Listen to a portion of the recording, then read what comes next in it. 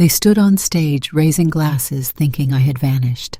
The daughter-in-law who once impersonated me to steal my company now sat proudly delivering her next-generation speech. And me, I stepped into the spotlight. My hands didn't shake, but theirs did. If you think this is just another ordinary family story, then you're dead wrong. Subscribe now so you won't miss any of the powerful episodes we have coming next.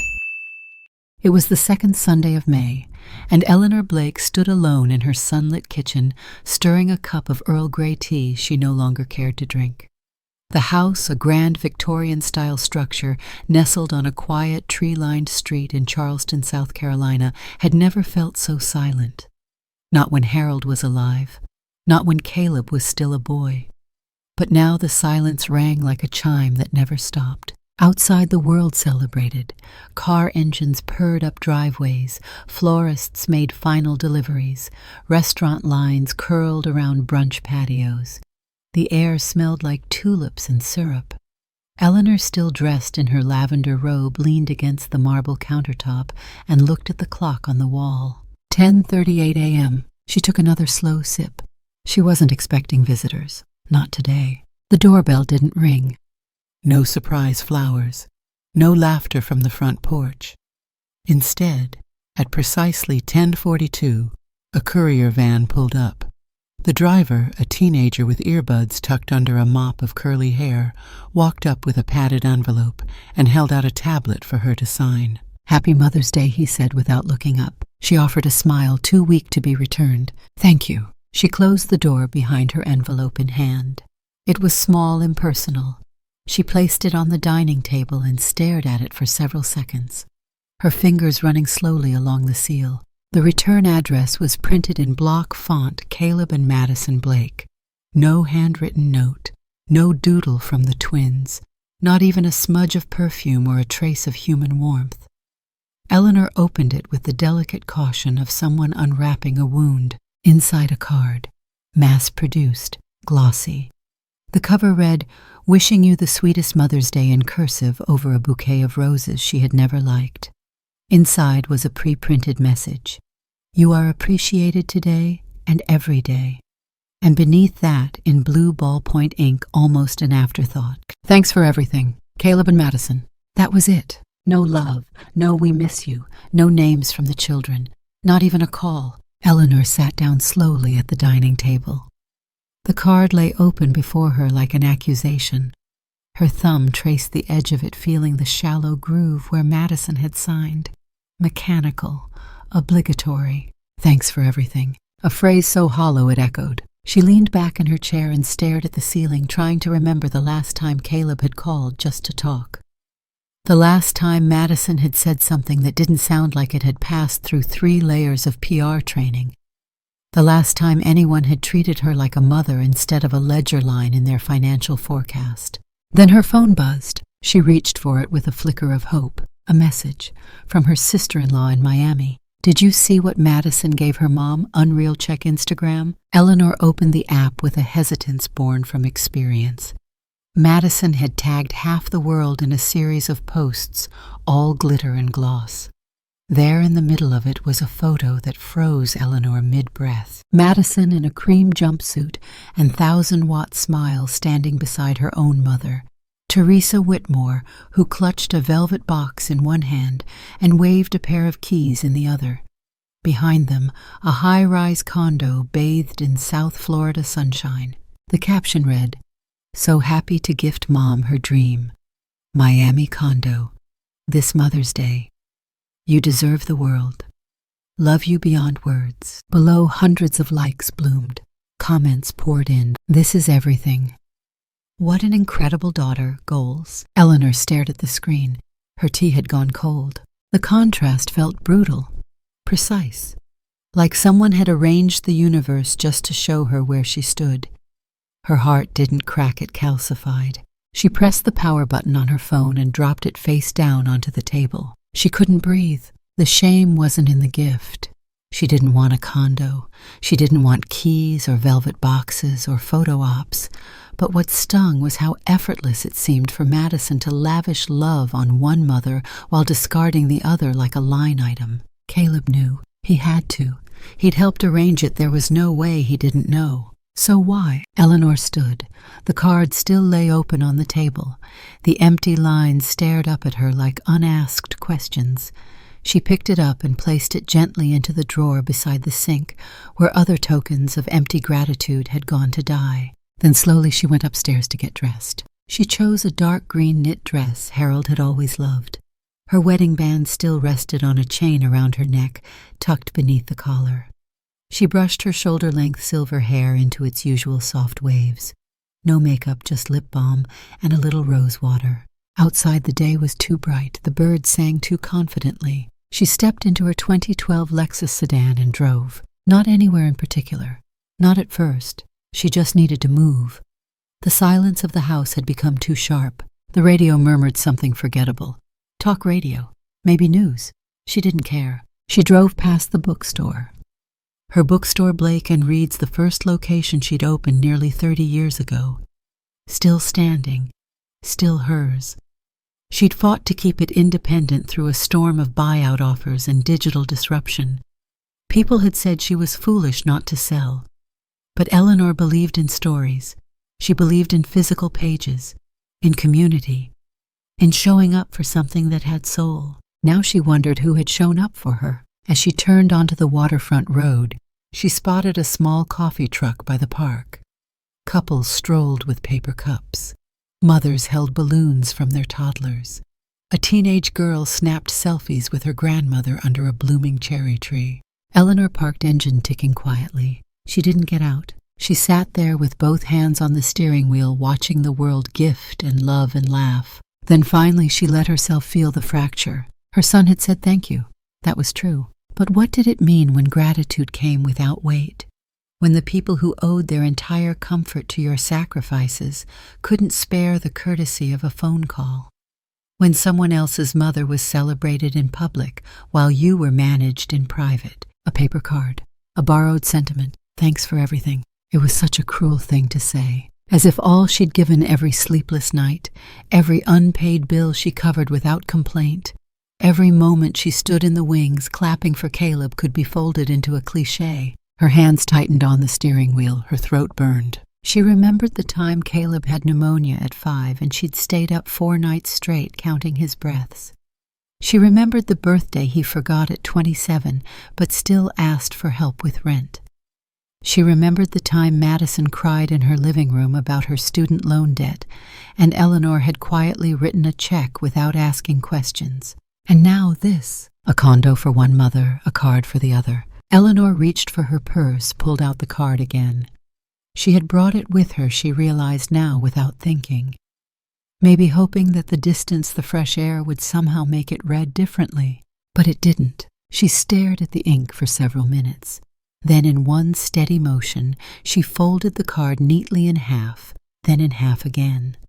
She placed it back in her purse, not with anger, but with a cold, slow certainty. She wasn't going to forget it. She wasn't going to throw it away. This was a memory now. A milestone. A marker of exactly where she stood in the lives of those she had once given everything for. And somewhere deep inside her a door creaked open. It wasn't rage, not yet.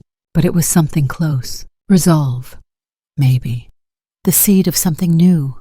Something she'd buried for too long under layers of patience and sacrifice. She started the car and turned around. Her eyes dry now, her spine straighter. By the time she pulled into her driveway, the sun was lowering behind the magnolia trees. Shadows fell long across the lawn.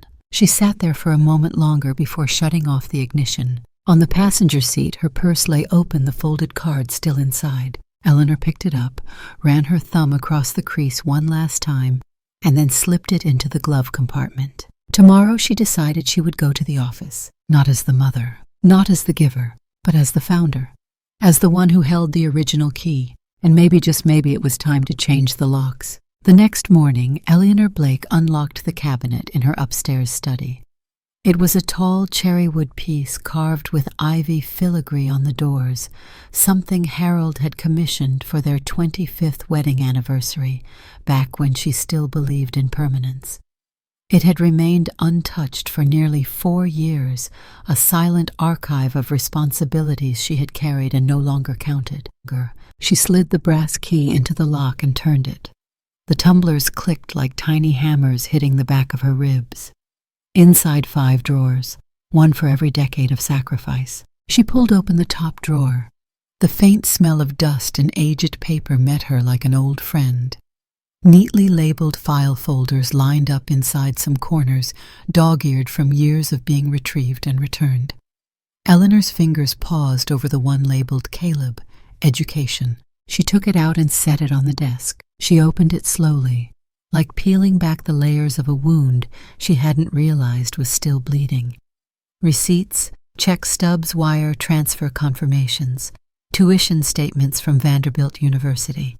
She flipped through each year. Freshman year, $17,250 sophomore, $1,900 junior, $20,600 senior, $21,000. Room and board, laptops, textbooks. Late registration fees. A replacement ID. A dorm furniture deposit. She remembered the day Caleb called her from campus, freshman year, panicked. "Mom, they're going to drop me from my classes if I don't pay this fee by midnight." It had been a Thursday. Eleanor had just wrapped up a quarterly planning meeting. She left the office early and drove straight to her bank. She remembered how his voice cracked with anxiety, and how she didn't even let him finish the sentence before she said, "I'll handle it." Every time she'd said that, every single time, "I'll handle it." The folder went on. A separate envelope contained the financial aid denial letter. Too much parental income, not enough hardship. There was no hardship, not for Caleb, because she absorbed it all. She closed the education file and reached for another. This one was thicker. Wedding, Caleb and Madison. She opened it and exhaled through her nose. Venue, Crescent Hill Winery, $8,500. Catering, Lavender Oak, $12,000.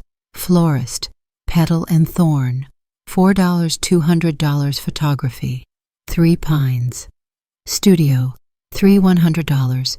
Dress music, custom invitations, chair rentals, gift bags, honeymoon supplementals, $58,000 in total.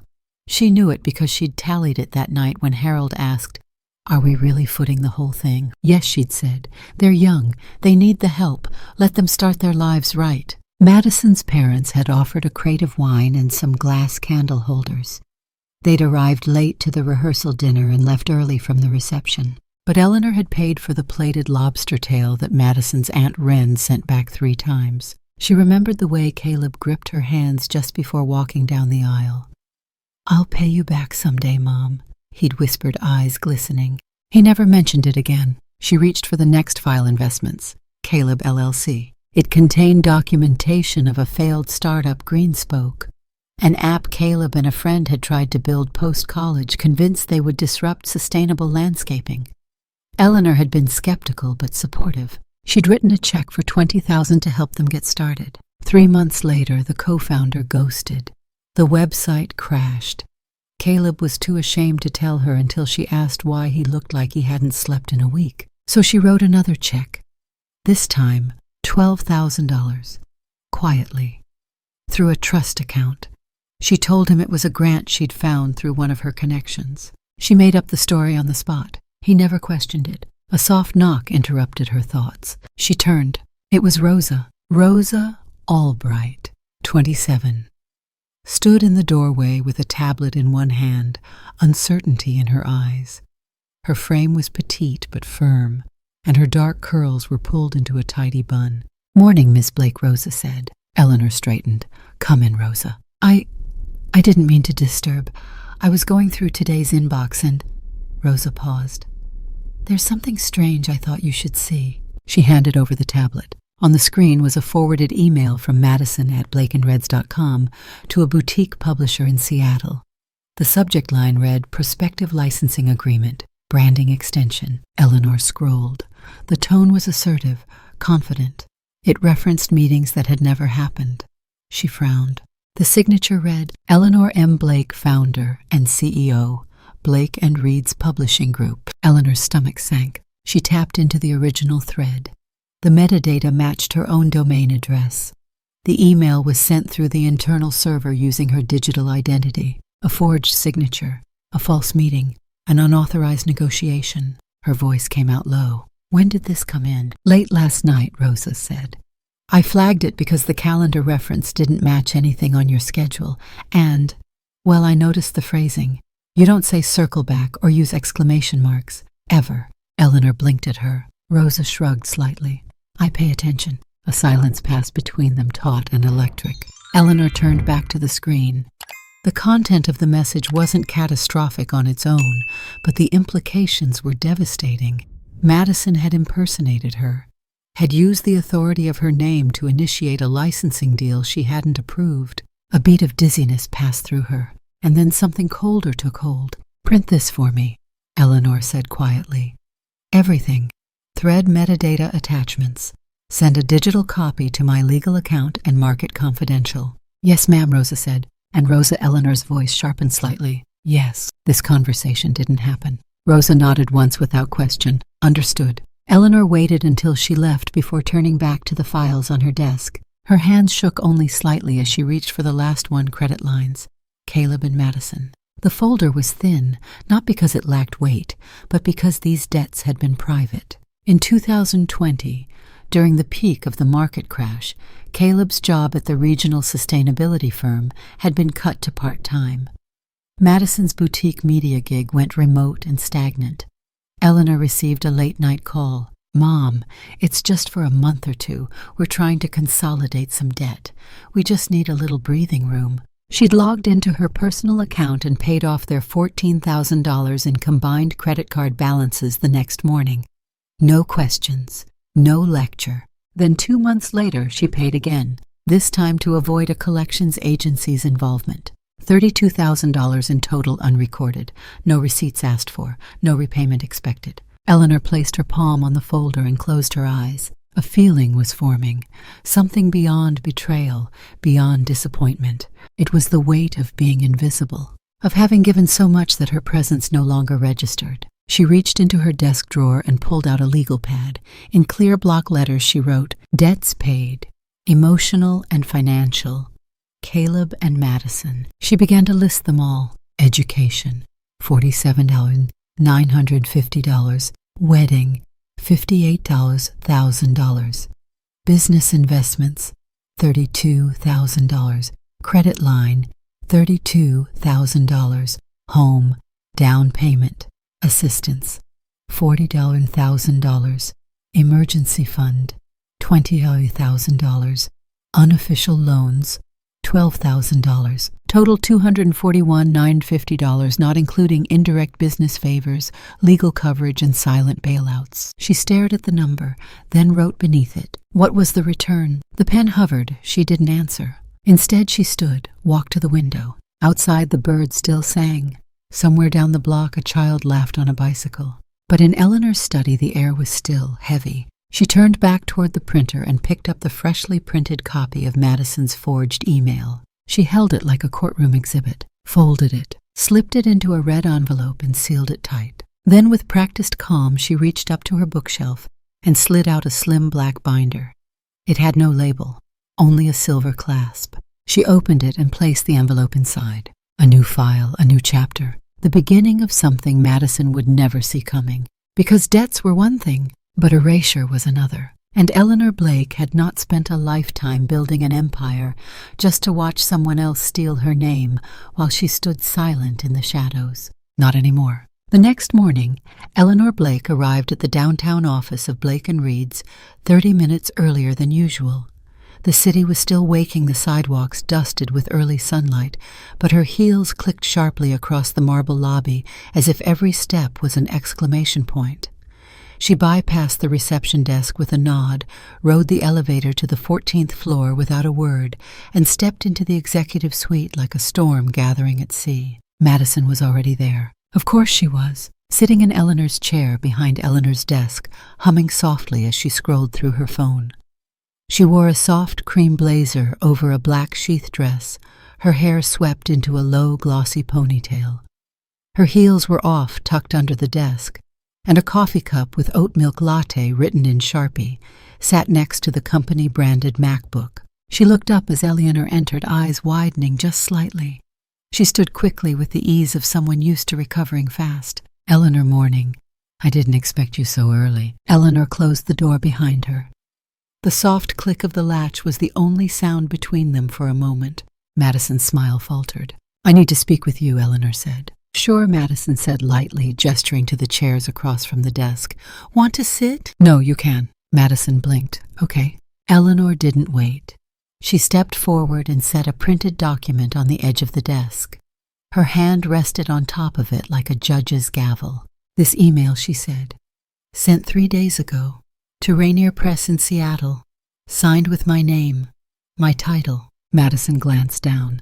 Her eyes scanned the subject line, the content. "Oh," she said too quickly. "Write that. You sent this." There was no accusation in Eleanor's tone, just a weight, like gravity had thickened in the room. Madison hesitated, then reached for the coffee cup and took a slow sip. "I mean, technically, yes, but it's not what you think. I think you used my digital credentials to initiate a licensing discussion I wasn't aware of, without my approval, while posing as me." Madison gave a short, breathy laugh as if to blow away the absurdity of the situation. "It wasn't like that." "Then what was it like?" "I had a call with our contact there weeks ago. Very preliminary. We talked about possibilities, what expansion might look like.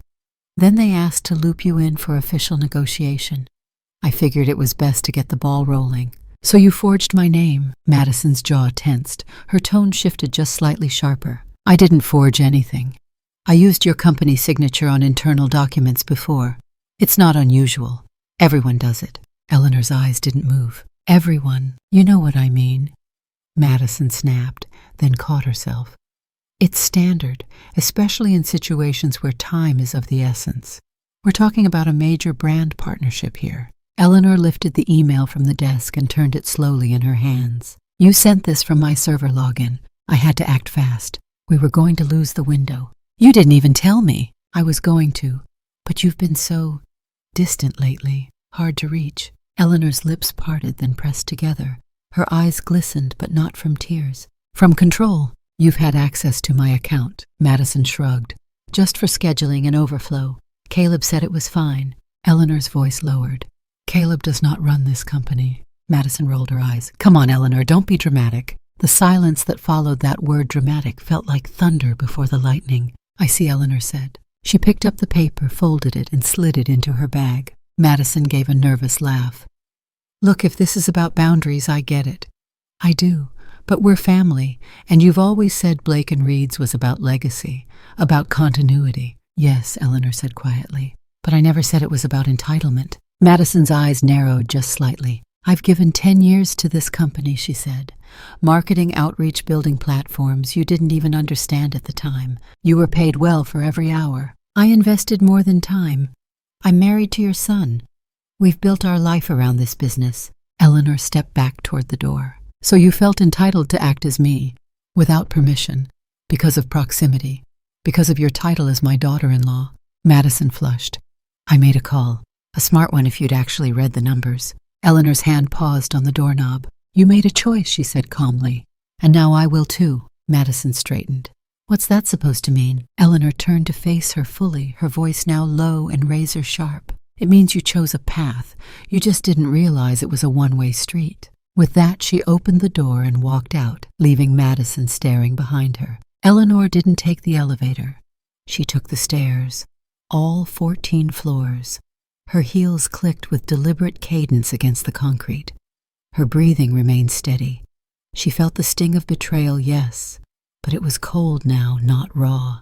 When she reached the bottom floor, she exited through the side door and walked a block to the parking garage. She needed to drive. She needed to move. 15 minutes later, she pulled into her driveway.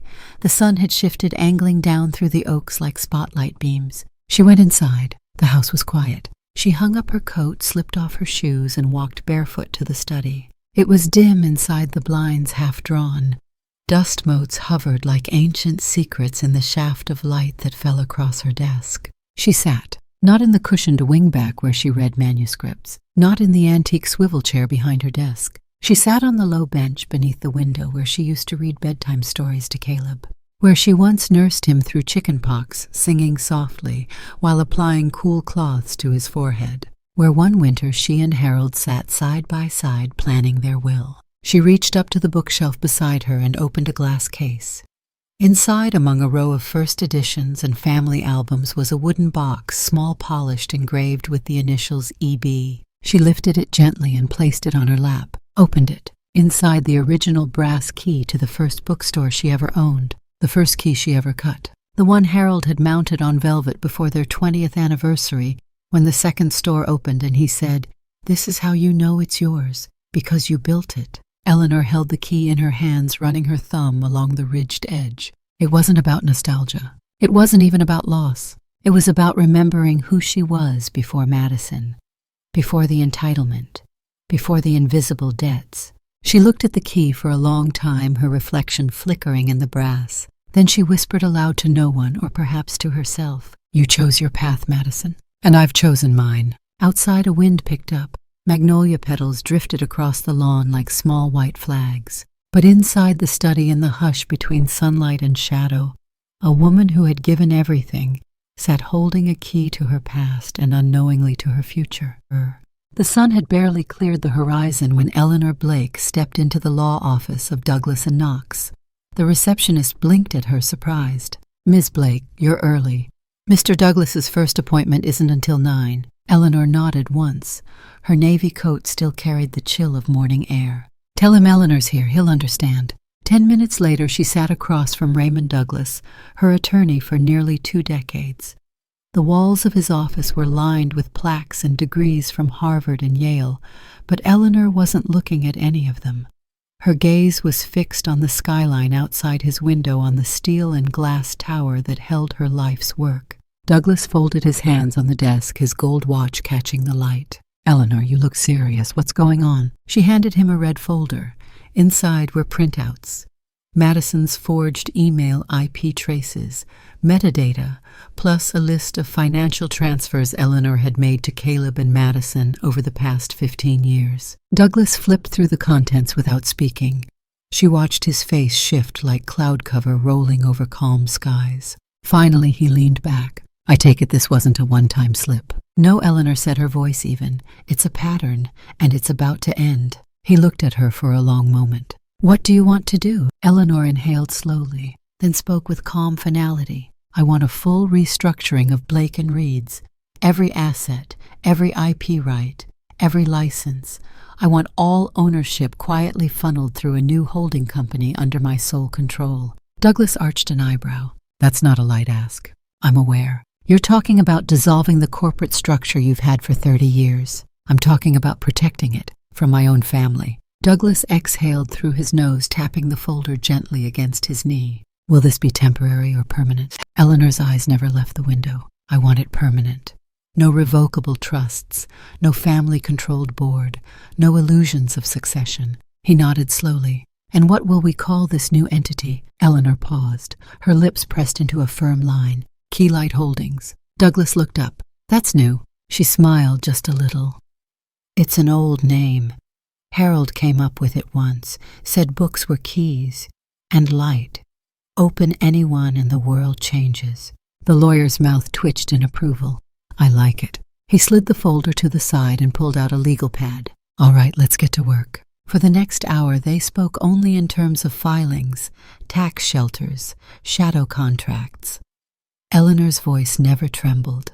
She signed every form with the same clean signature she'd used since the day she first opened the original bookstore downtown. At 9:58 a.m., Douglas stood and offered her his hand. "You know this changes everything." Eleanor stood too, gripping his hand tightly. "That's the point." She left the law office just as the city bloomed into full rush hour. Her driver offered to take her straight home, but she shook her head. "No, take me to the main office." She needed to see it. One last time. 30 minutes later, Eleanor stood alone inside her private corner office at Blake and Reed's. The walls were lined with framed covers from the company's most successful imprints. Children's books, feminist anthologies, memoirs from immigrant poets, a cult sci-fi series that had broken pre-order records. It was a monument to vision. Her vision. Her fingers brushed across the spines of the archive collection behind her desk. First editions, author-signed copies, personal notes. She crossed the room and stood by the tall window. Below Charleston glistened in the late morning light, its spires and rooftops stitched between old oak canopies. And just across the water, the smaller print warehouse hummed along with forklifts and trucks bearing her name. For decades, this room had been her pulse. The boardroom just across the hall had heard every strategic breakthrough and quiet heartbreak. This office had seen her become more than a widow, more than a mother. It had seen her build an empire, and now it would see her reclaim it. Her phone buzzed. She didn't check the screen. She walked to her desk, sat down, and picked up the landline. She dialed a 4-digit extension, an internal code she had memorized the same week Rosa was hired. 2 rings. Rosa Albright, came the voice on the other end. Eleanor smiled. "Do you remember the first thing I said to you on your first day?" There was a pause, then a soft chuckle. "Yes, ma'am. You said, if you're early, you're on time. If you're on time, you're late. And if you're late, you're gone." Eleanor laughed. "That sounds like me. Is everything okay?" Eleanor looked out the window again, her reflection faint against the morning sun. "Come to my office. I want to talk to you. Bring your tablet." "Yes, ma'am. On my way." She hung up and leaned back in her chair, letting the hush of the office wrap around her. This was not revenge. This was rescue of something sacred, something Madison would never understand. 10 minutes later, Rosa knocked and entered wearing a navy blouse and her usual cautious expression. Her tablet was tucked under her arm. Eleanor gestured to the chair across from her. "Sit." Rosa obeyed, eyes watchful. Eleanor folded her hands on the desk. "You've been with this company for how long?" "Almost 10 years. Started when you were 17, isn't that right?" Rosa nodded. "Internship through the city's youth mentorship program. You worked in returns, then the front desk, then logistics, then marketing." Rosa smiled tentative. "And now special projects." Eleanor tapped her fingertips against the desk. "I want to move you into a new role, a confidential one. You'll work directly with me. No one else is to know, not even Caleb, not Madison." Rosa blinked. "Okay, may I ask what for?" Eleanor stood and walked to the file cabinet.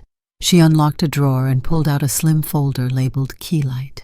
She placed it on the desk between them. "I'm transferring all ownership rights to a new holding company.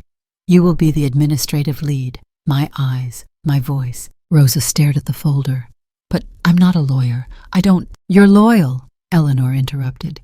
"You know this business better than most of the executives upstairs.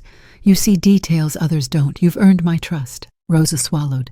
"Is this about Madison?" Eleanor looked down at her hands, then up again. "It's about protecting what matters." A silence stretched. Then Rosa nodded slowly. "Okay. What do you need me to do?" Eleanor opened the folder. "Here's what comes next." Outside the door, the office buzzed with oblivious energy phones, ringing keyboards, clicking interns chatting over lunch plans. But inside that room, something foundational shifted. The brand would remain, but the structure would change. And Eleanor Blake would no longer be a woman merely watching her legacy slip through someone else's fingers. She was rebuilding it, brick by brick, in silence. The first training session wasn't scheduled on any official calendar. Eleanor preferred it that way, off the record, off the radar, far from the eyes and ears of the people who assumed everything would unfold as it always had. They met in the West Conference Room, a modest glass-walled space often reserved for interns and overflow team huddles. Eleanor arrived with a legal pad, a fountain pen, and a stack of internal reports. Rosa came with her tablet, her usual Navy notebook, and an energy that trembled just beneath the surface of her calm expression. Eleanor started without preamble. "Tell me how you would assess Blake & Reed's current market share in digital publishing platforms. Not the PR spin the truth." Rosa blinked, just once. Then she opened her notebook and began. "Domestically, we hold a strong foothold in traditional publishing, brick-and-mortar book sales, educational licensing, limited-run anthologies. But in the digital segment, especially on platforms like LitScene and Read Now, we're shrinking. Our catalog isn't optimized for serialized digital content. We've also failed to invest in audiobooks beyond legacy titles. Our reader retention online is down nearly 18% year over year." Eleanor didn't nod, didn't praise. "Solutions." Rosa's pen hovered for a second before she answered. "We can't outspend the giants, but we can out-curate. Niche voices, multilingual authors, interactive reader clubs integrated with digital editions. Build a loyal micro-community instead of chasing mass appeal. That's where our brand has always been strongest, depth over breadth. Eleanor allowed herself the smallest twitch of a smile. Not bad. Over the next week, the training deepened. It wasn't formal mentorship, it was war preparation. They met early before regular hours, and sometimes late, when only the janitor vacuumed the hallway. Eleanor handed Rosa tasks that had once been reserved for division heads, auditing third-party contracts, simulating crisis communication scenarios, analyzing quarterly trends, and projecting downturn pivots. Rosa didn't flinch. She asked questions, took notes, revised her strategies. She never assumed. She verified. One afternoon, Eleanor handed her a crisis briefing scenario. Imagine our distributor in Portland is exposed for unethical printing practices.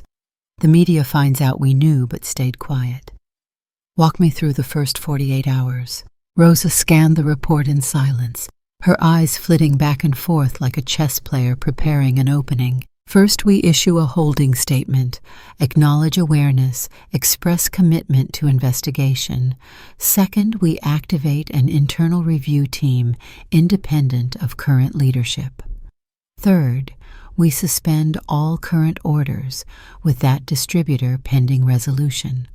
Simultaneously, we contact our top 100 clients with direct communication, email, and voice. No delays. No denial, total transparency, controlled tone. Eleanor folded her arms.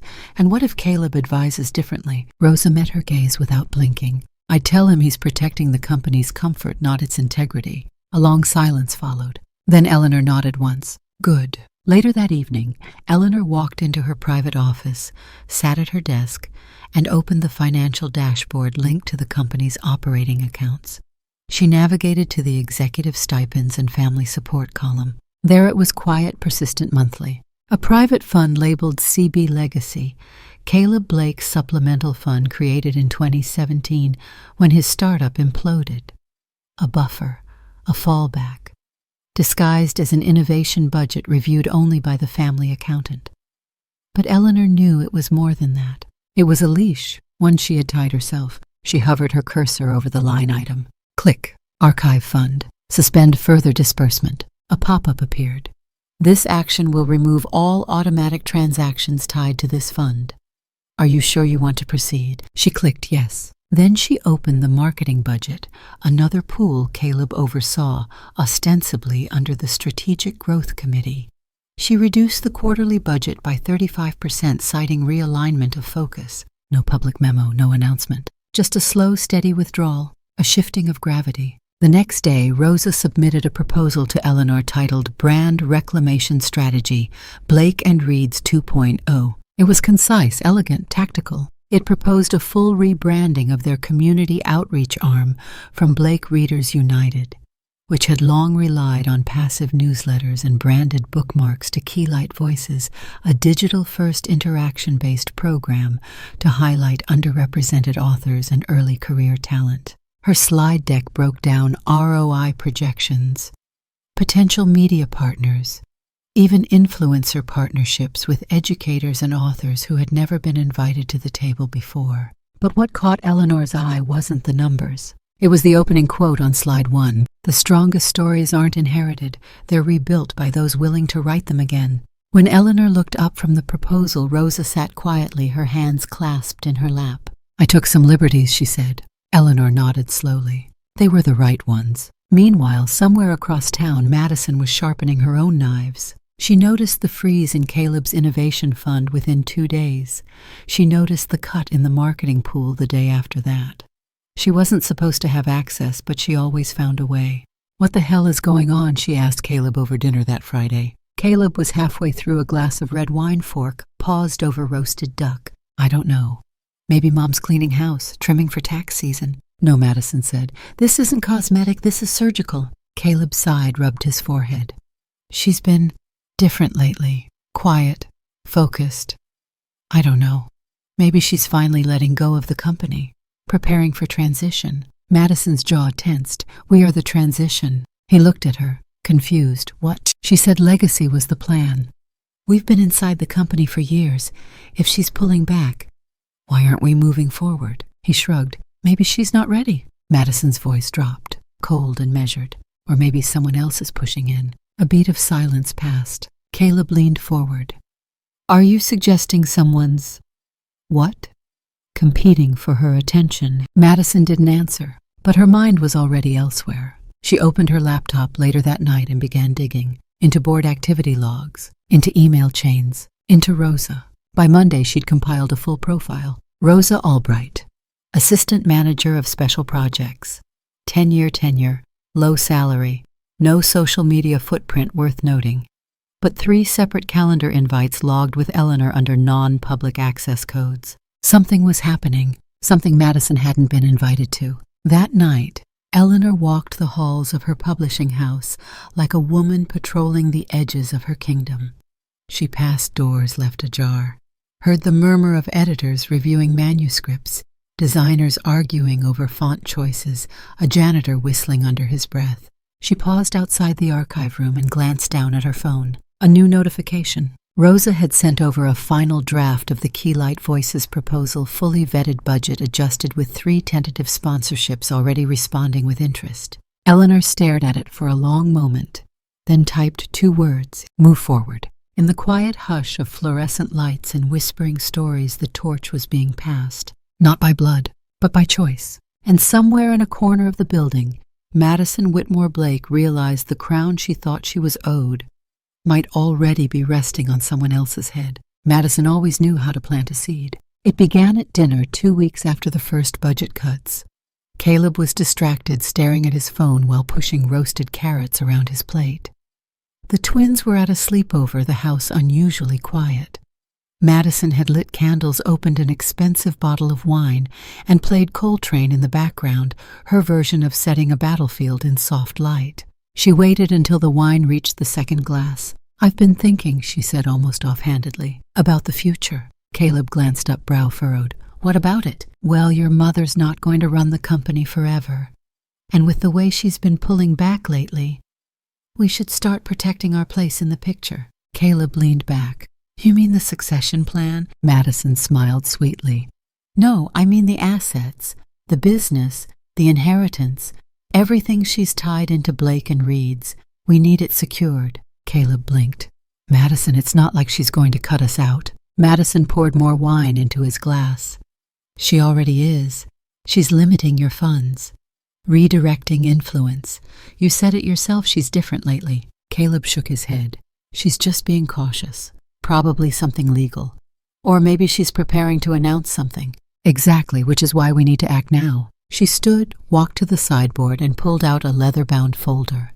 Inside were forms, joint trust agreements, a deed consolidation draft, early language for intellectual property reassignment. Caleb stared at it like it might burn through the table. You want me to ask her to sign this? Madison sat back down, her voice gentle. Not ask, present. Frame it as protection for the family, security. She's always been about legacy, Caleb. We just remind her we're part of it. He didn't answer right away. She reached out, covered his hand with hers. You're her son. She'll listen to you. And because he still wanted to believe that was true, because somewhere beneath the soft layers of passivity and guilt and exhaustion, Caleb still craved the approval of a mother who had given him everything he said. Okay. 2 days later, Eleanor sat at the long oak conference table in the private room adjacent to her office. She wore slate gray and pearls. Across from her sat Caleb, fidgeting with the pen she'd given him on his graduation day. Madison stood beside him, too calm. Her nails were freshly manicured, her blouse tucked in with military precision. The legal documents were spread out like a blueprint of intent. Caleb cleared his throat. So, Mom, we wanted to bring this to you together. It's just a formalization, a protection plan, really, for your estate, in case, God forbid, anything ever happened. It consolidates your assets under a joint family trust. We'd manage it together with you as principal trustee until you decide to transition. Eleanor didn't touch the papers. She didn't blink. Madison spoke next. It also simplifies business succession, which your board has been asking about for years, and I've read the documents," Eleanor said, voice smooth as still water. "Last night, in fact, when Caleb sent them for review." Madison's jaw tightened. "Then you see how practical it is. I see how presumptuous it is." Caleb looked up startled. "Mom, that's not—" "It is," Eleanor interrupted, her tone low and unwavering. "It's presumptuous to assume I would ever surrender control of what I built without reason, without discussion, without trust." Madison leaned forward, voice sharpening. "Eleanor, you've said for years that you wanted Blake and Reeds to remain in the family." "And I meant it," Eleanor replied, "until I realized I was the only one treating the family like more than a bank account." Caleb's mouth opened, but no words came out. Eleanor stood slowly, smoothing the front of her jacket. "You brought these documents expecting me to sign them out of sentiment. But you didn't come with respect. You came with strategy, and that, Madison, is your greatest weakness." Madison stepped forward, eyes flashing. "We're trying to protect what's ours." Eleanor's head tilted, expression unreadable. "What's yours?" The silence was immediate and violent. Madison backtracked barely. "What will be ours?" "One day." Eleanor walked to the window, gazing out over the city. "I once stood in this very room with your husband when he was 7. He asked if I would still be working when he was a grown-up. I said yes, because I loved it, because I wasn't building it for an exit. I was building it because stories mattered. He looked up at me and said, 'I hope I can help you when I'm big.'" She turned back to them. Somewhere along the way, helping turned into taking. Madison crossed her arms. "You're being dramatic." "No," Eleanor said softly. "I'm being exact." She walked back to the table, flipped the folder shut, and pushed it gently across the wood. "I won't sign it." Caleb swallowed. "But, Mom—" "No," she said again, not unkindly, but definitively. Madison's tone turned colder. "Then what do you want?" "To run the company until you drop dead in that chair." Eleanor looked her in the eye, unflinching. "I want to run it until someone earns the right to hold the key." She stepped toward the door. Madison's voice rose. "You're being selfish, stubborn. You don't know how succession works in this generation." Eleanor turned, hand on the knob, smiling not with warmth but with clarity. "No, Madison, you just don't know where the key actually is." And she walked out, leaving behind silence and the sharp aftertaste of a battle lost before it began. Downstairs, Eleanor returned to her office and closed the door. She didn't cry. She didn't pace. She sat at her desk, opened her drawer, and pulled out the slim envelope that bore the new corporate seal, Keylight Holdings. Ownership had already shifted. Control had already moved. All Madison and Caleb had walked into was a room with no doors, only the illusion of control. Upstairs, Madison stood over the papers, hands clenched. "She's bluffing," she muttered. Caleb wasn't so sure. For the first time, he looked at the closed folder and wondered if the key wasn't in that paperwork. And it wasn't in their name, then where the hell had it gone? Hell. And who was already holding it? Back in her office, Eleanor placed the envelope back in the drawer. Then she picked up her phone. A single text to Rosa. "Let's meet tomorrow. It's time we made the next move." She set the phone down, leaned back in her chair, and exhaled for the first time in days. Let them scramble. Let them wonder. Because the power wasn't in the titles or the signatures. It was in knowing where the locks were and holding the only key that fit. The invitation was embossed in gold foil. Blake and Reeds, celebrating 30 years of storytelling. It landed on desks across the city. Literary agents, best-selling authors, local news anchors, former employees, trustees, board members. Everyone who had ever sat at a conference table, ever penned a preface, ever watched Eleanor Blake turn a modest bookstore into a coastal publishing empire. They were all summoned to the event of the year. It would be hosted in the Grand Garden Room at the Charleston Cultural Conservatory, a space that smelled like old money and fresh orchids. A 10-piece jazz band was booked. The catering menu included seared scallops, duck confit, and miniature raspberry tarts. There would be speeches, champagne, a commemorative video, a full-circle celebration. Caleb stood at the floor-to-ceiling window of the event planning room 3 days before the gala, twirling a fountain pen between his fingers. "She hasn't said anything directly," he muttered, "but this is it. The announcement. It has to be." Madison nodded, focused on her laptop screen as she reviewed the draft of her speech. 30 years is the perfect milestone. Legacy framing, vision transfer, publicly ceremonially. She's not dumb, she knows how optics work. Caleb turned, so I go up after the video. No, Madison said, not looking up. You introduce the video. I deliver the keynote after. The crowd loves a woman's voice. It plays softer. He opened his mouth to protest. She glanced up, smiling with tight precision. Trust me, sweetheart. I know how to land a message. He hesitated, then nodded. In the corner, Rosa quietly adjusted a stack of event boxes. She was helping the logistics team load company mementos into labeled bins, old books, framed newspaper clippings, copies of Eleanor's earliest business licenses. No one paid her much attention, which was exactly why she noticed what she did. Later that afternoon, back at the main office, Rosa sat outside Eleanor's door, 2 printed forms in hand for signature. From inside she heard voices, familiar ones. Madison's clipped professional tone, Caleb's warm, rehearsed cadence. Everything's in place, Madison said. We've sent the media kits, arranged the photography schedule, and confirmed the speaker lineup. Caleb added, Once you make the announcement, we're ready to step in publicly. We'll honor everything you built. Eleanor said nothing for a moment. Then Rosa heard the chair creak as if she were standing. I'll see you at the gala, Eleanor said. The door opened. Caleb and Madison exited, all smiles. Hey, Rosa, Caleb said as they passed. Madison didn't look at her. When Rosa stepped in, Eleanor was standing by the window, arms folded across her chest, watching the golden sun slide behind the courthouse dome across the square. They think I'm about to hand them the crown, Eleanor said quietly. Rosa held out the forms. Eleanor took them, scanned them briefly, and set them aside. Then she turned and walked toward a small bookshelf tucked beside her desk. She reached behind a row of leather-bound anthologies and pulled out a velvet box no bigger than a pocket dictionary. She opened it. Inside was a single antique key, brass tarnished heavy with time. Rosa blinked. Is that the original key to the first Blake and Reed storefront? Eleanor said. The one Harold and I opened with 32 crates of second-hand books and 1 espresso machine. She held it out. Rosa didn't move. Eleanor smiled softly. It doesn't open any door now. Not literally, but it's the only key that matters. Rosa slowly reached out and took it, cradling it like something sacred. I want you to carry this, Eleanor said, and I want you to understand what it means. Rosa swallowed. I do. No, Eleanor said, eyes sharpening. You will. When they take the stage in their rented suits and bullet points, when they speak of vision like it was ever theirs to begin with, let them perform. Let them soak in applause. Let the press cameras roll, because what I'm about to do won't make headlines. It'll make history. Rosa nodded, gripping the key tighter. Will you be ready? Eleanor asked. Rosa looked her in the eye. I was ready the moment you said I need you. Eleanor exhaled.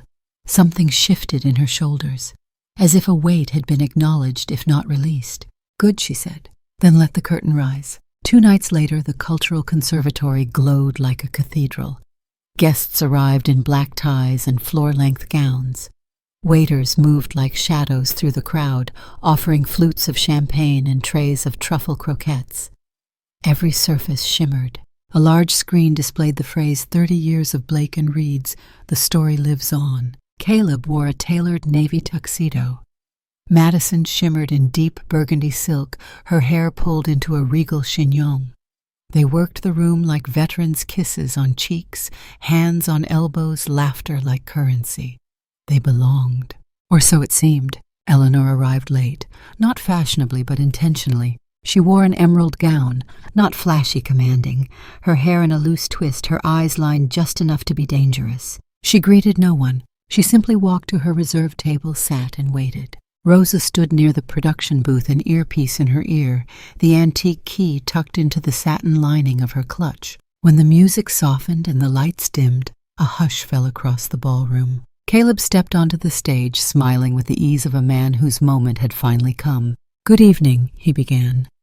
30 years ago, a woman with a vision and a crate of books opened a storefront that would become a sanctuary for readers, writers, and dreamers. Tonight we honor that legacy. The crowd applauded. He gestured toward the screen. And now a look at the journey that brought us here. The lights dimmed further. A short documentary played black and white photos of the original store, Eleanor's stocking shelves, a young Caleb reading on the floor. Interviews with longtime employees, headlines, growth charts, memories. The crowd applauded again as the video faded. Then Madison took the stage. Her voice rang with clarity and control. Blake and Reed's has always been more than a company. It's a heartbeat, a family.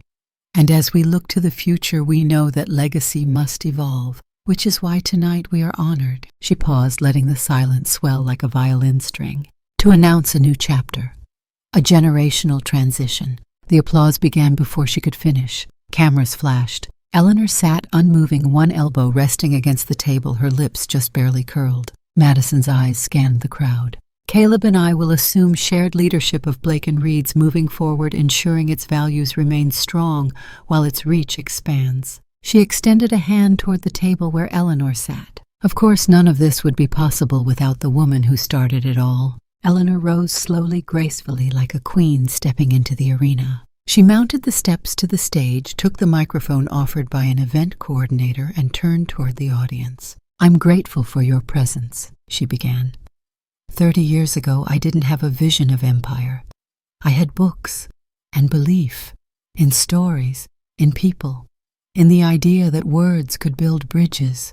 Polite applause. She looked at Madison, then at Caleb. "And tonight you've heard words about transition, about legacy, about the next chapter." She paused.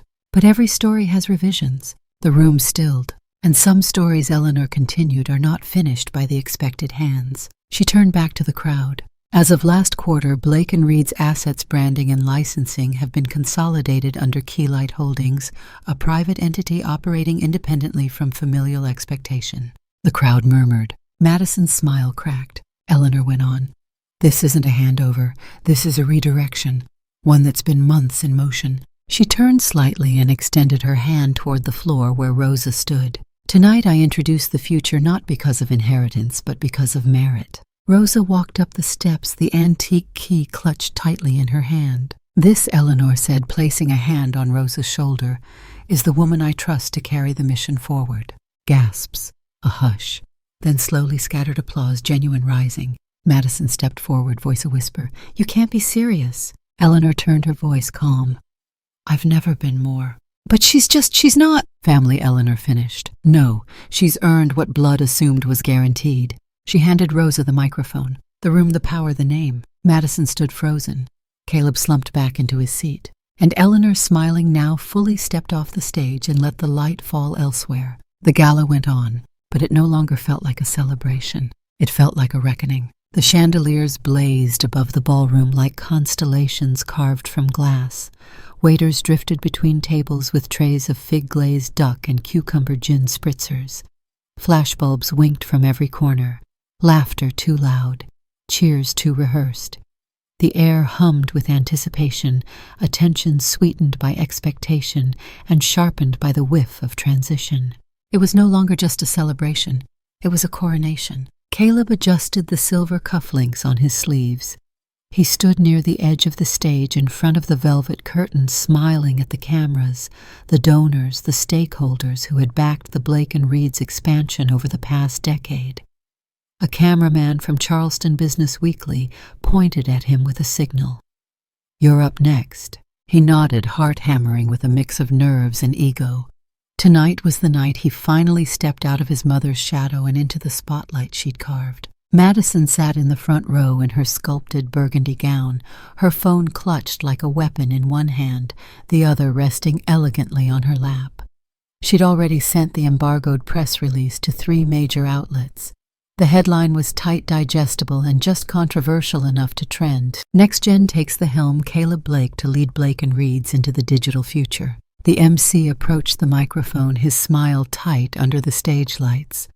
"Ladies and gentlemen, please welcome to the stage, Mr. Caleb Blake." Applause erupted. Caleb climbed the steps with practiced humility, straightening his lapel and looking out over the glittering crowd.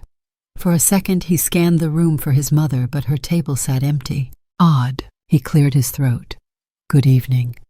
Tonight is a celebration of time, of legacy, and of what it means to build something that outlives us." More applause. "I stand here as a son, but also as a steward, someone who has watched firsthand what vision, grit, and resilience can create. My mother, Eleanor Blake built this company with her bare hands and her full heart. And as we honor the past, a voice cut through the ballroom like a blade. Let's be clear, it said. Calm, precise, certain. All heads turned. From the shadowed wings at stage right, Eleanor Blake emerged in emerald satin, every step deliberate, every line of her face unflinching. I built it with my bare hands, and I'm not quite done. Gasps, flashbulbs burst again, now frantic. Caleb froze. Eleanor continued walking until she stood just a few feet away from him on stage. She took the microphone from his hands, not rudely but with finality. Good evening, she said to the room. And thank you all for joining me. I say me, not us, because what's about to happen next was never part of anyone else's plan. Caleb took an uneasy step back. Madison stood slowly, her posture taut with disbelief. I know many of you expected tonight to be a transition, Eleanor said. Some of you came hoping to witness a passing of the torch. She looked at her son not with cruelty but with unwavering gravity. But legacy is not an inheritance. It is a responsibility, and not everyone is built to bear it. A silence rippled through the crowd like wind over still water. Eleanor turned toward the left side of the ballroom. A spotlight shifted, hesitated, then landed on Rosa standing off stage in a sleek black suit, her shoulders square and hands folded. Tonight, Eleanor said I introduce the new Chief Executive Officer of Blake & Reed's Publishing and the operating head of Keylight Holdings, Miss Rosa Albright. The room detonated in murmurs. From the press tables came the furious clacking of keyboards. Rosa walked up the steps without hesitation, her face composed, but her fingers trembling just slightly. Eleanor placed a hand on her shoulder. She's been with this company for 10 years, started at the front desk, learned every division, watched, listened, earned.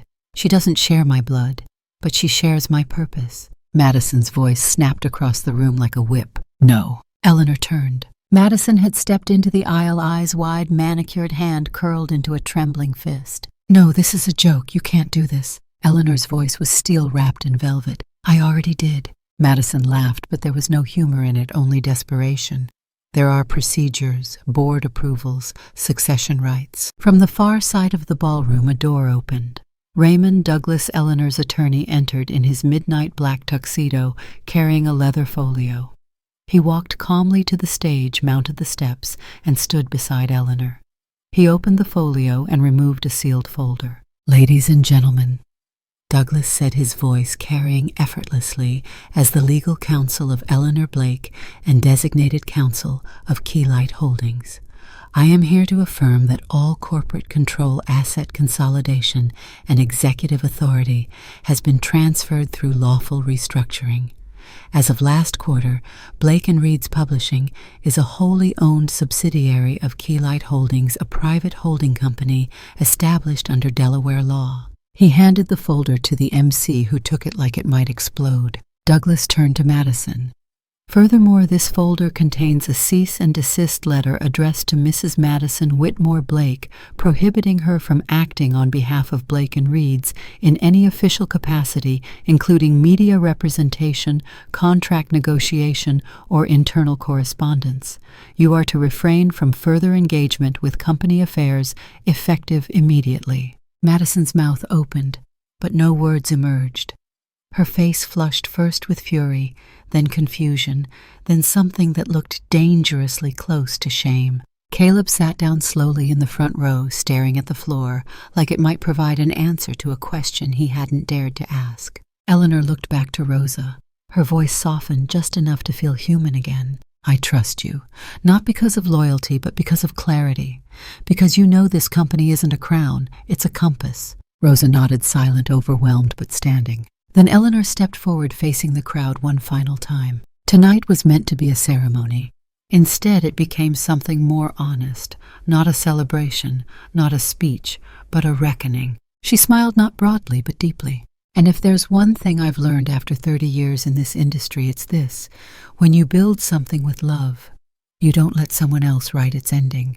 She handed the microphone back to the MC and stepped off the stage without waiting for applause. The ballroom erupted, some cheers, some gasps, some confused muttering.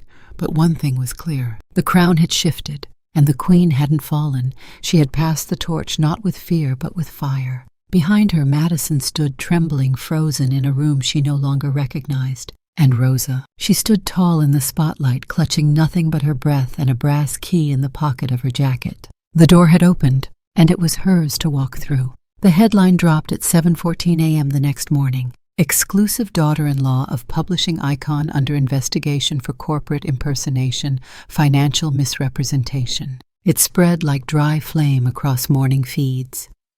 By 9:00 a.m., it was on the homepage of the Charleston Ledger, picked up by the Literary Times an hour later. Subreddits swarmed with theories. Anonymous staff accounts began leaking screenshots, Madison's emails, her forwarded approvals signed EB in fonts Eleanor never used, timestamp discrepancies, disguised CC threads. At 10:22 a.m., Madison's face, still in last night's gala makeup, flashed across the regional news under the bold tag Blake Family Fallout. By noon, her inbox was suspended. By 3:00, the internal memo was made public. Pending legal review. Madison Whitmore Blake will no longer serve in any formal or advisory role within Blake & Reed's publishing or its parent entity Keylight Holdings. Caleb didn't speak to reporters. He didn't answer texts from board members or calls from former colleagues or the one-word message from his father.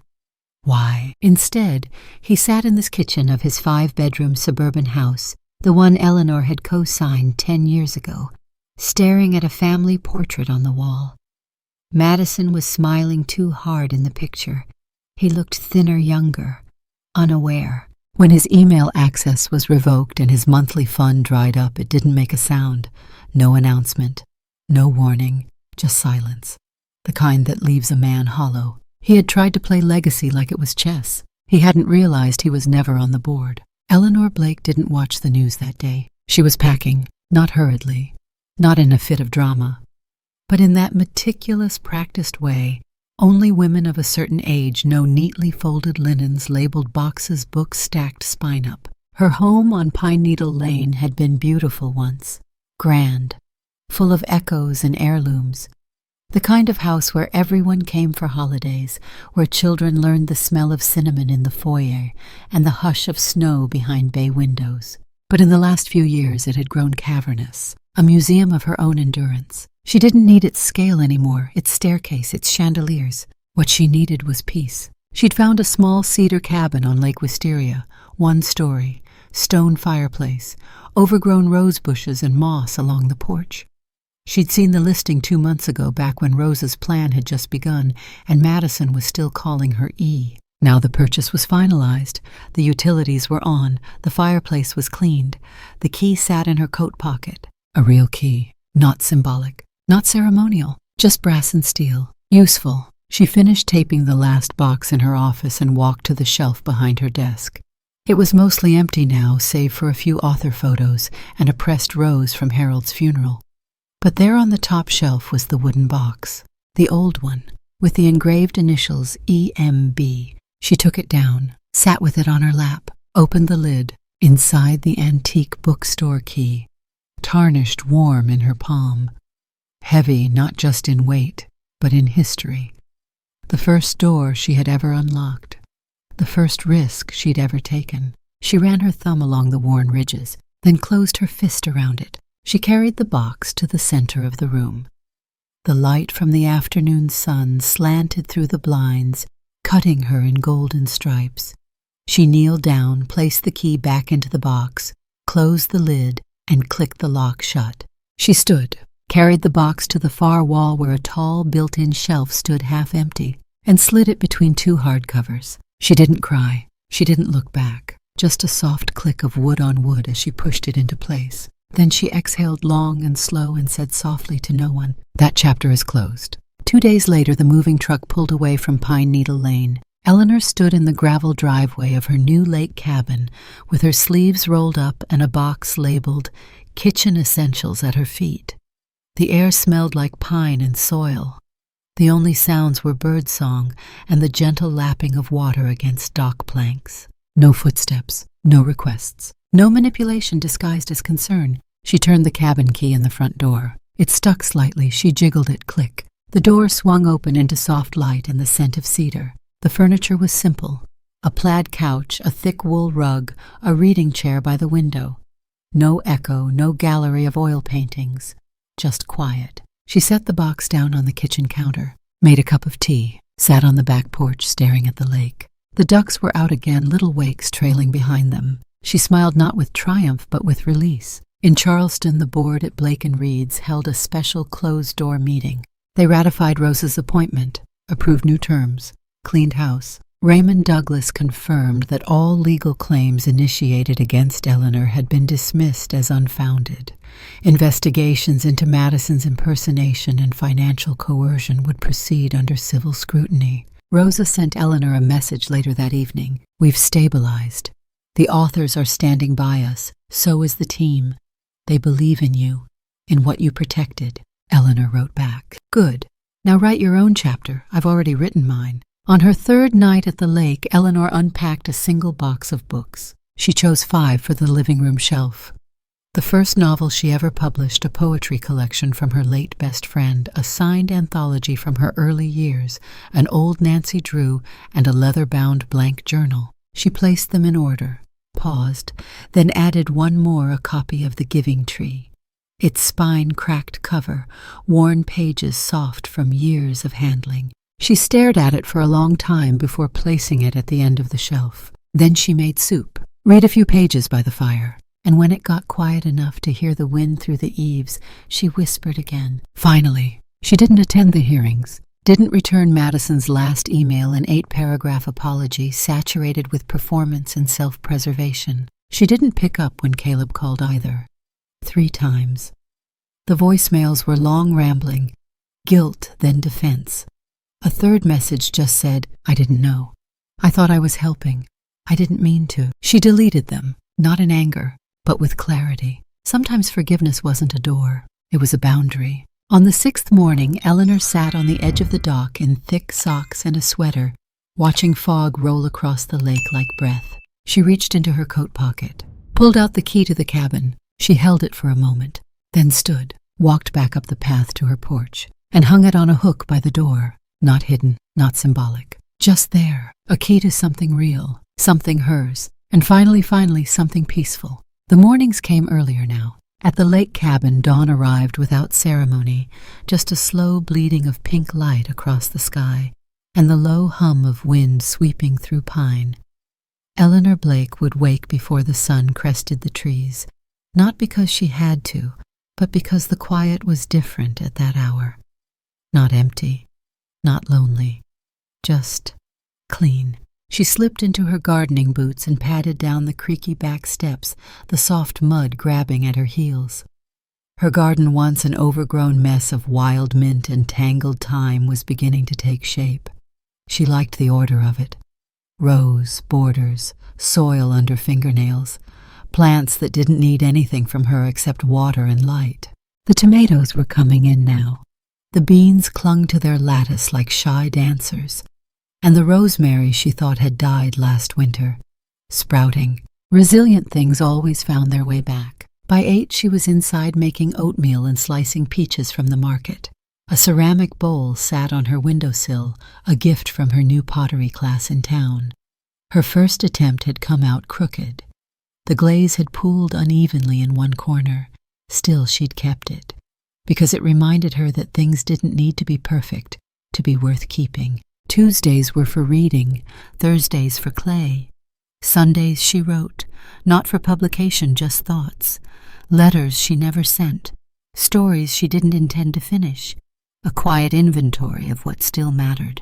On the 4th Saturday since she'd moved in, there was a knock on the screen door. She looked up from her book, Wendellberry weathered and underlined, and saw a figure standing just outside the porch rail.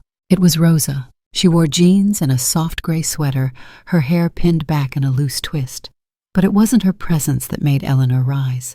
It was the 2 children beside her, a boy and a girl, maybe 8 and 10, both holding paper bags, their eyes wide and hesitant.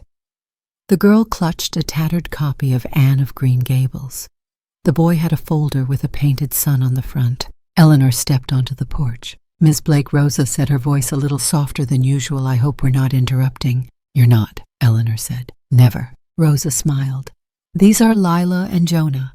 Do you remember the literacy fund you started 10 years ago, the one for transitional housing kids? Eleanor nodded. They were part of that. I've been helping run a Saturday program with the foundation. When they heard your name, the girl stepped forward. You bought me my first book. Eleanor felt her chest shift, not collapse, not ache, just move. Well then, she said, lowering to eye level, I think that makes us old friends. She invited them in. They sat on the porch with lemonade and warm bread, and Eleanor listened as Lila read aloud a few paragraphs from her favorite chapter. Jonah shyly showed her his drawings animals, with oversized eyes and names scribbled underneath. After an hour, Rosa stood to go. We didn't want to overstay. Eleanor shook her head. You didn't. You're welcome here. Any time. The children hugged her, quick and fierce. When they disappeared down the gravel road, Eleanor walked back inside. At her desk, she pulled out a sheet of handmade paper. The pen moved easily without hesitation. Rosa, don't wait for permission or for applause. Don't waste energy trying to fix what was never yours to carry. Let them whisper. Let them wonder. You've already proven everything that matters.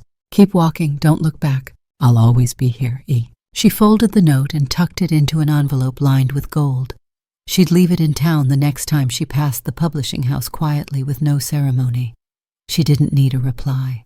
2 days later, while sorting the mail at her porch bench, she found a letter with no return address.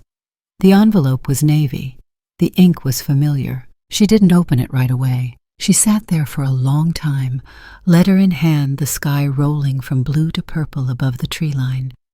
The ducks passed by in their lazy arc.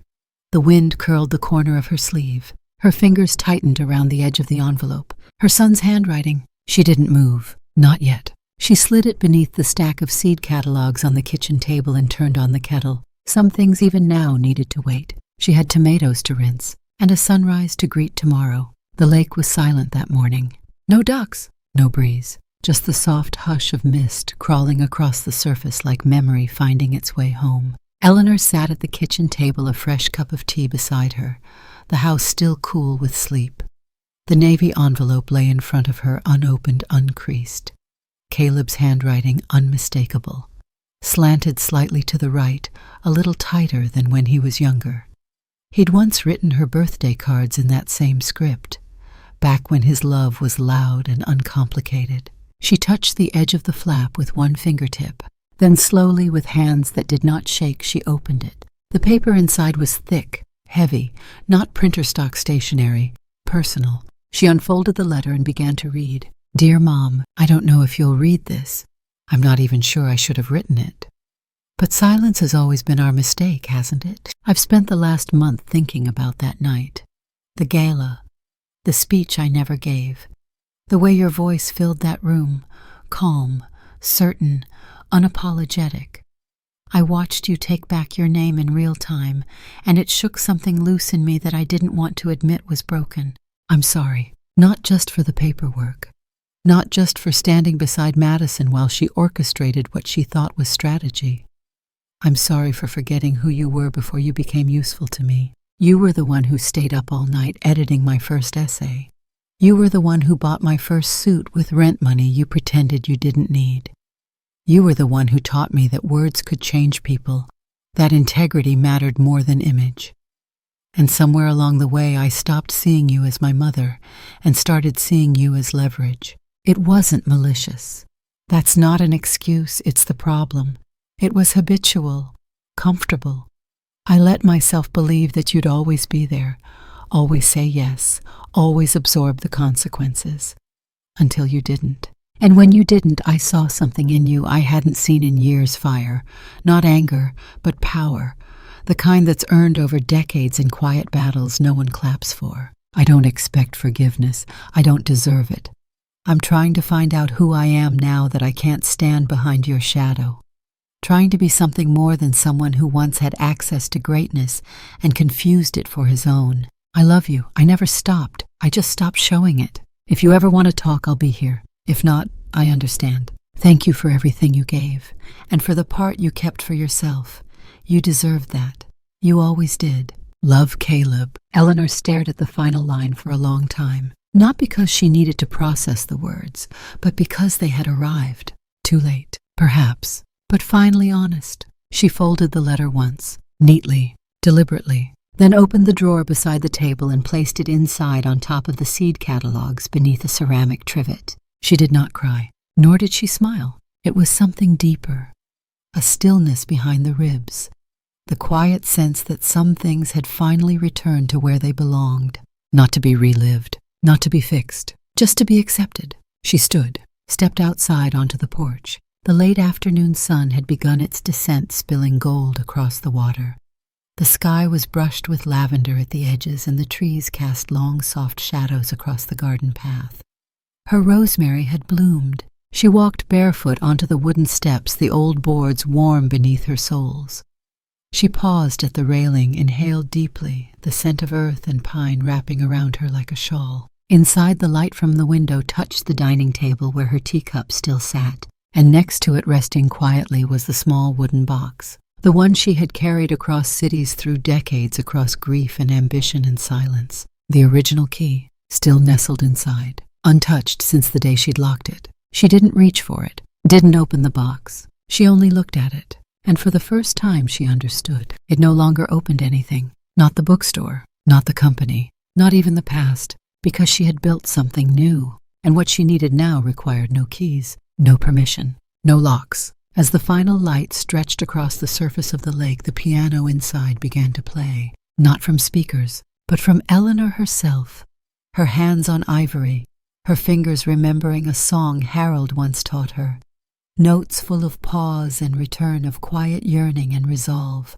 She didn't play for anyone. She played for the silence that stayed behind when everyone else left. She played for the girl she once was, unlocking a storefront with trembling hands. She played for the woman she had become. And when the final note faded into the dusk, the camera slowly pulled away, across the porch, through the open doorway, past the little wooden box on the table, until the key was just a glimmer, and then nothing at all. Fade out. A single line appeared on screen in white serif letters against black. Family is not what we inherit, it's what we choose to hold on to. Then silence. Then stillness. Then only the sound of the lake breathing in the dark.